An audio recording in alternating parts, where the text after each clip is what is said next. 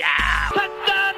Yeah, that's right. Welcome in. Welcome back, folks, to a 5 reasons Notre Dame can win it all this year edition of the Always Irish Show. As always, you can find that program on YouTube. Do it. Subscribe if you haven't yet. Appreciate it very much. Give the video a thumbs up. That helps Johnny out as well. Notifications on that way you don't miss nothing. Twitter, search bar Always Irish, at Always Irish Inc.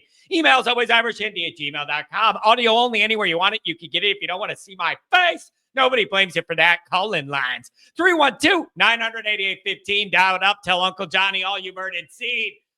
Notre Dame Fighting Irish brought to you by Sports Illustrated. Read all about it every day. Patreon.com/Always Irish. Former captain Mike Goolsby. Jared Clark, state championship high school coach, Notre Dame player as well. We're breaking it all down. Promo code NDCFP. Get yourself a holiday discount for the playoff run. All right. You see the title. Let's get after it. Here's what I'm going to tell you about this. I'm not trying to overthink this. I didn't want this to be to somewhere I'm digging in the numbers, trying to parse out this and that, where Notre Dame has an advantage over this. Just trying to vaguely zoom out and just kind of look at the landscape and where Notre Dame's at and find a path for Notre Dame to win it all. 5 ways Notre Dame can get it done. Number 1, good defense travels week to week, team to team. When you play good defense, it tends to be a good defense every week. Whether you still play good defense. I just feel like good defense travels, and Notre Dame has one, and that should keep it competitive in these games. You're top 5 in nearly every category you would want.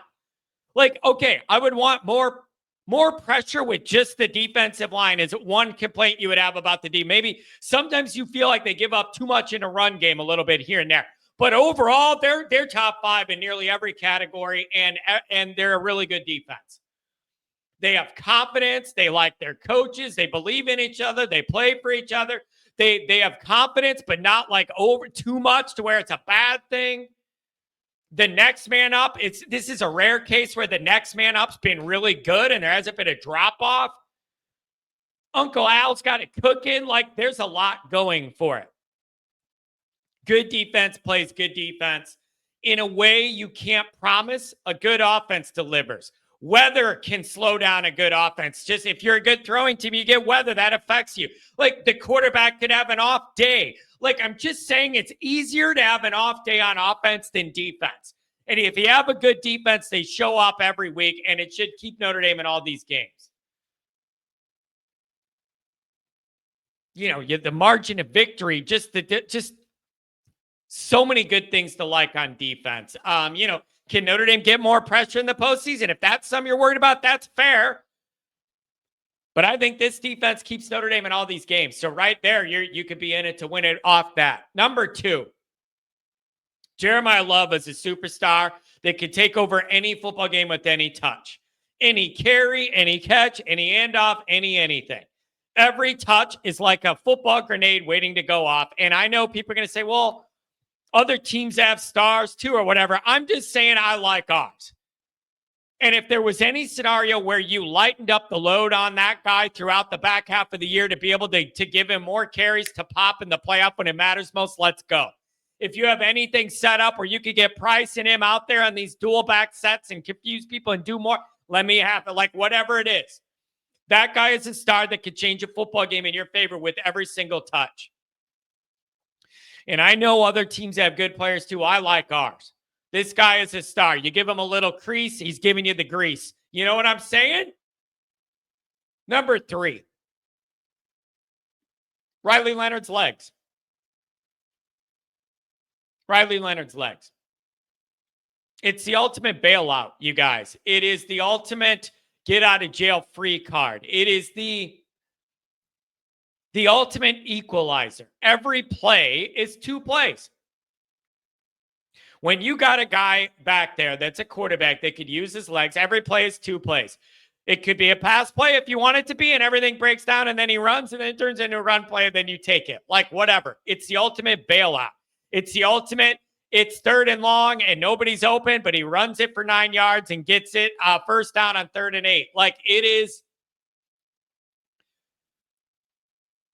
when you got a quarterback that has that ability, it is a real weapon.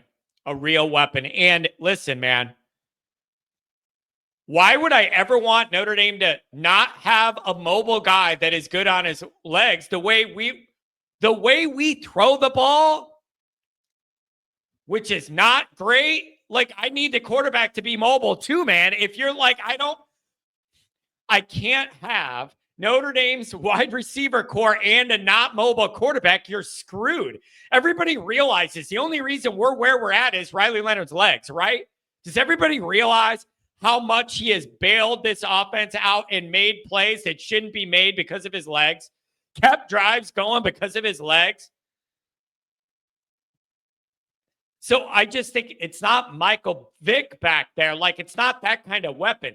But Riley Leonard's legs are a big deal here, where every play has a built-in bailout. The only time I want Notre Dame to have a starting quarterback that isn't mobile again is if you have a 5-star offensive line and great wide receivers everywhere. When's Notre Dame going to have that? I mean, you could argue they're going to have a really good offensive line moving forward, but I'm not a believer in those wide receivers to that level. Are you out of your mind? No. So literally, I would never want Notre Dame to not have a mobile quarterback unless you give me 5-star receivers, a quarterback with great touch and a big arm, and a great offensive line. If we're not getting all those things, I need a guy that can move the sticks with his legs. That's what Riley Leonard does. That's what he does. He isn't a burner. He doesn't have to be. He does enough to get those first downs, move the chains, make a defense have to account for him. Also, the other thing is, unlike, you're passing that day and how accurate you are, whatever, if you can run, you can run. That's like the defense. That doesn't just come and go with weather or anything else. If you could be a good running quarterback, you could be a good running quarterback. Number 4, reason why Notre Dame could win it all. This team is really close. This team clearly likes and respects the staff, all the assistants, whatever. They clearly have bought into what Marcus Freeman is selling. And if the evidence of that, it's like, how could you know that, John? There is no way this team would have been able to win 10 games in a row and do all the stuff they did if they didn't buy into what Marcus was selling. They would have went in the tank after Northern Illinois and lost, and that would have been it. Think about what I'm telling you. If they were going to bail on Freeman or his messaging or whatever, you would have way more losses, and they all would have came after Northern Illinois. And it all would have fell apart, and it all would have unraveled. That's what I don't get. It's like some people, I don't know. Are these guys, it's sold on Marcus Freeman? I don't know yet. Bro, if this team wasn't sold on Marcus Freeman, you would be 8-4 right now. So I think the proof is in the pudding of what they did after the devastation of Northern Illinois.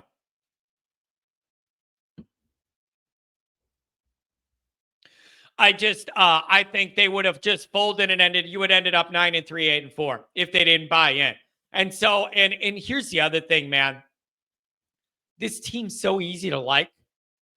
This team's so easy to like. Like, it's just such good kids, good coaches, like a good staff. Like, it's such an easy group to root for and cheer for from the head coach down.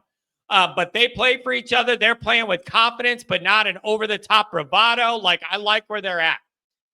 So, mojo and all that playing for each other, this team's got it. And then here's number 5. There's no dominant team this year. There's just not. Like,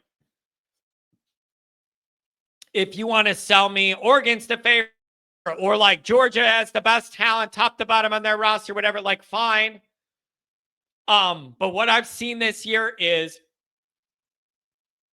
I've seen streaks of time where certain teams look like they're playing like the number 1 team in the land, and then I've seen them look vulnerable and fall back a little. I've seen Oregon do that multiple times. I saw Texas do that a couple weeks where they were playing great. All these teams, though, at some point have looked vulnerable. You just don't have that one head and shoulders better than everybody team. Everybody's chasing that's clear favorite. Never look vulnerable, just too deep. You don't have that. You don't have that. And I don't know whether that is just like random this year, how it worked out. I don't know if we're seeing with NIL and the no sit out transfer stuff. I don't know if you're just seeing more parity, and that's just going to be what it is because nobody's getting this extra depth of elite guys because anybody that's not playing that thinks they can leaves and goes and plays somewhere. So nobody has that deep depth you used to have at some of these teams. Right? Like the concept that you have like a really good quarterback and then you recruit a 5-star quarterback and he's going to sit a couple years and learn behind your guy who's an upper class. Those days are over, man. That guy is leaving to the portal for big time NIL starting somewhere. Like that's just how the business has changed. So I don't think there's a head and shoulders dominant team. I think anybody that gets hot in this tournament has a chance. And so if Notre Dame can lean on a dominant defense and a run game, man, that is a good formula to be competitive in a lot of these playoff games. I will say this, though. I don't know when, and I don't know against who. But it is hard for me to see a scenario where at some point in this run, Notre Dame's not going to have to throw the ball to win a game or get back in a game or something. That's the one thing Notre Dame has not really had to do is throughout the run they've had. Throw it to come from behind. Everything goes wrong and you're down, 14 or 17 points and Notre Dame's got to throw to get back in a game. You're screwed. Notre Dame's got to avoid that. They are not built to come back in that way and score quick and big strike and 40-yard chunks per play. No. So Notre Dame needs that good defense and the run game and everything to keep games close because that's just how they're going to win them. If Notre Dame gets in some shootout or has to throw to come back, you're screwed. That's not Notre Dame's game. But if you could play that good defense, have that running game, keep all these games close, there's no reason Notre Dame can't make a run here. I used to look at this, when it was just just being conceived and that the idea of this new playoff was being talked about. And then they came out with the Notre Dame could never have a bye, so you were going to have to win 4 games to win a championship. I was thinking, man, that's really daunting for a school that hasn't won a major bowl game in 30 years, that they're going to win 4 postseason games in a row. That's how realistic is that really? I got to admit, now that I've seen these brackets and stuff, I don't think it's as impossible as some people made it out to be. Or maybe even as hard as I thought it would be. Because you're realizing these teams are vulnerable and anybody could beat anybody. And all those records mean nothing. Everybody's 0-0 now. All of the statistics that got you into the seed that you're in, they don't mean anything now. All of that pretty pageant and all that stuff to try and position yourself to get seeded, that's all over. That's all over. No one has any record. No one has any statistics. Now it's all a blank slate and who's going to make their own moves. So let's recap. 5 ways Notre Dame could win it all. Good defense travels, and it shows up every week. Number 2, Jeremiah Love is a superstar that can take control of some of these games on any given touch. Number 3, Riley Leonard's legs are an unsung hero of this Notre Dame football team. It's the ultimate bailout, and you're going to need it. Number 4, the mojo and the vibe and the confidence around this team and this staff is off the charts high.